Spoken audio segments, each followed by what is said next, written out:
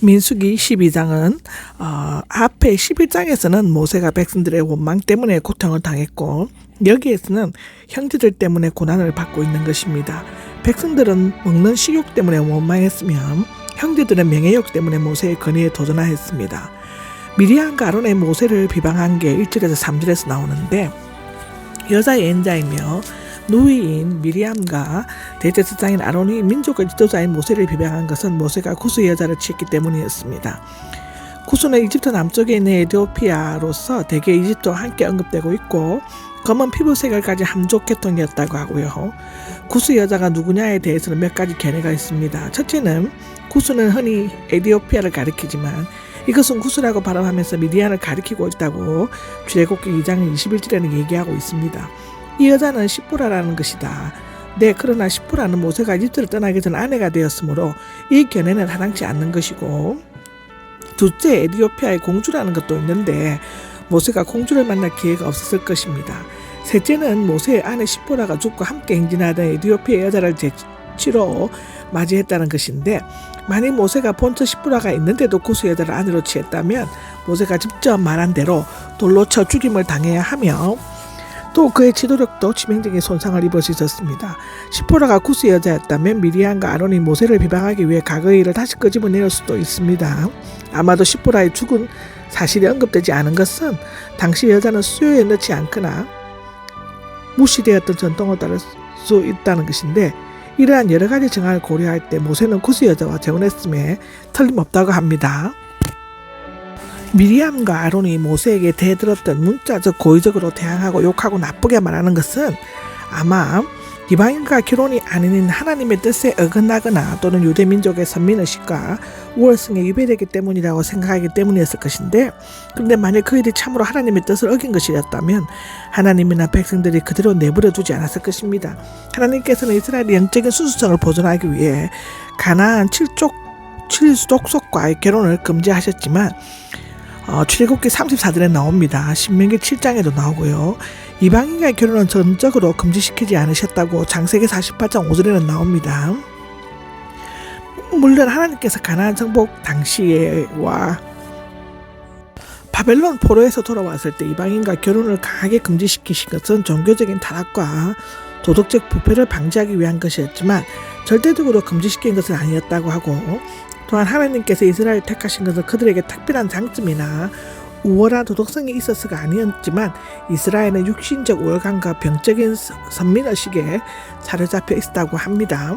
그러나 미리암과 아론이 모세에게 대들었던 근본적인 이유는 모세가 구스 여자와 결혼한 것이기 때문이 아니라 자신들이 모세보다 못할 게 없으며 이스라엘을 치유하는 권한을 함께 나누어 가지려는 의도 때문이었을 것입니다. 여기 속담이 이런 말이 있습니다. 굴러온 돌이 박힌 돌 뺀다고 아마 그런 상황이었던 것 같습니다. 사실상 미리암은 여자 예언자로서 하나님의 말씀을 대변했다고 출애굽기 15장에 나오죠. 아론은 우림과 둠밈이 부착된 판결 형편을 입은 대제사장으로서 모세와 함께 하나님의 거룩한 일에 동참하여 신령한 은혜를 체험하고 하나님의 음성을 직접 들었습니다. 그러므로 그들도 모세와 함께 이스라엘의 중보자와 지도자가 될 수 있을 것으로 생각했지만 지도자로서의 권한이 주어지지 않았습니다. 그러므로 그들의 주장은 자신의 복수를 초월한 주제넘고 우월권적인 행위가 아닐 수가 없었죠.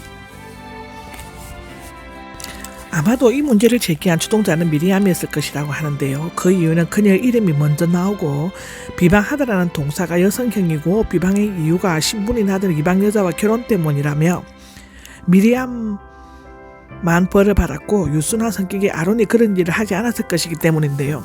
모세는 땅 위에 있는 모든 사람보다 더 겸손하였다인데 이 겸손하다는 고난과 역경을 겪음으로써 얻어지는 자기 희생과 겸손한 마음을 나타낸다고 신명기 15장에 얘기하고 있습니다. 시편 76장 9절에도 나오죠. 이것은 모세가 하나님께 전적으로 순종하는 삶을 살고 있으며 형제들로부터 원망과 비방의 말을 듣고도 분노하지 않고 잘 참고 온유하고 겸손한 마음으로 극복한 것을 나타내는데요. 한편 이 진술은 민수기가 모세에 기록되지 않았다는 증거로 제시되고 있습니다. 왜냐하면 모세가 저자라면 자신의 겸손함을 스스로 자랑할 수 없을 것이라는 것이죠. 그것이 이유입니다.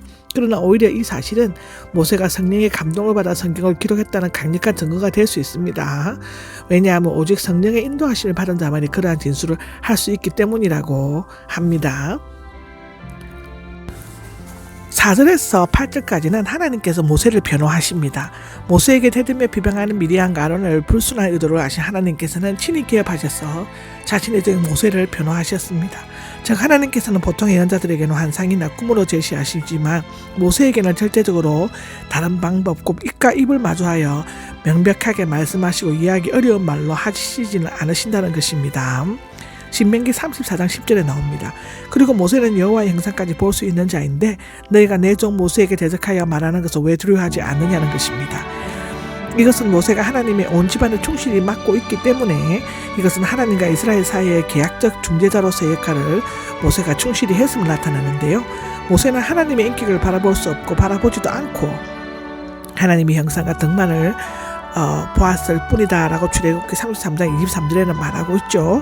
왜냐하면 하나님의 영이심으로 하나님을 바라보면 생명을 유지할 수 없기 때문이라고 출애굽기 33장에도 나옵니다. 미리암이 악성 피부병에 걸린다는 것이 9절에서 10절에 나오는데 하나님께서 모세에게 대든 미리암과 아론을 잘못을 지적하신 후 진노하시고 떠나가셨으며 여호와의 임재의 상징인 구름도 천막 위에서 떠나갔다 합니다. 그러자 미리암이 악성 피부병에 걸렸는데 눈처럼 희게 된 것을 보면 아마 나병, 문둥병이었음에 틀림없다고 출애굽기 4장, 레위기 13장에는 말하고 있습니다. 이 병은 나군으로 말미암아 생기며 잠복 기간이 길면 눈썹이나 코, 귀 등이 빠지고 손가락이나 발가락이 떨어져 나간다는 것인데 이 병에 걸리면 일단 사회에서 격리되며 회복되면 다시 돌아올 수 있다고 레위기 13장, 14장에는 얘기하고 있죠. 전짐에 의하지 않고 갑자기 걸리는 경우는 미리암의 경우와 같이 죄에 대한 형별로 간주되었다고 성경에는 기록되어져 있습니다. 11절에서 16절까지는 미리암을 위한 모세의 중보기도가 시작됩니다. 아론은 동생 모세를 향해 나의 주님이라고 경칭을 써가면서 악성 피부병에 걸린 미리암을 위해 여호와께 중재해 줄 것을 간청하였습니다. 대제사장이 제사장직 중보기도를 요청한다는 것은 참으로 엄청나게 이율배반적인 것이라고 하는데요. 미리암이 살이 절반이나 썩었기 때문에 마치 어머니의 태에서 나올 때 절반이나 썩어 나온 아이처럼 되었다라고 합니다. 끔찍합니다.